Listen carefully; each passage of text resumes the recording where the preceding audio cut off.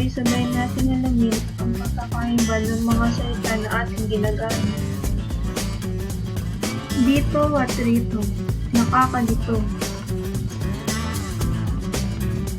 Magkaparehas nga ba ito kung may pinagkaibang dalawang salitang ito?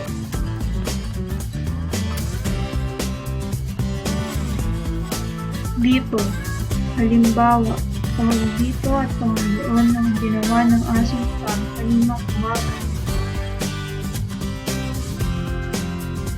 Dito, halimbawa, bukod pa dito ay marami pang ibang pagkain ngayon.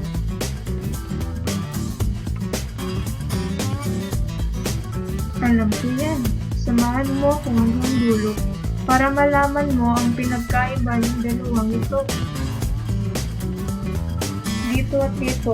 Ang pagkakaiba ng dito at dito ay ang sinusundong salita o titik parehong ginagamit ang dito at dito sa pagtukoy ng bagay na malapit sa nagsasalita. Magamot parehas ang gamit ng dito at dito, may pagkakaiba pa rin sa ng sulit ng forma ng lingwahe ang pag-uusapan. Ngayong nalaman mo na ang pinagkaiba ng dito at dito, tingnan natin kung alam mo na talaga ang pinagkaiba nito.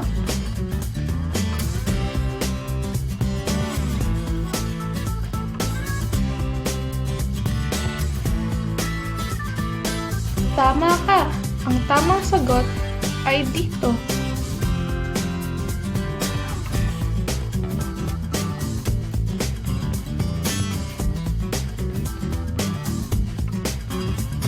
Tama ka ulit. Ang tamang sagot ay rito. Mahusay. Narito pa ang ibang karagdagang tanong para sa inyo.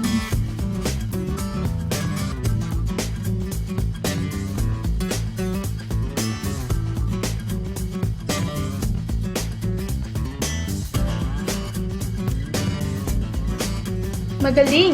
Tumama ka ulit. Ang tamang sagot ay dito.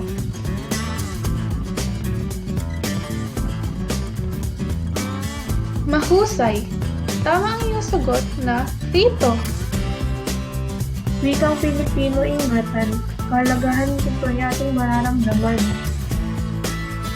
Wika layaan, wika malayan, wika sanayan, wika saysayan.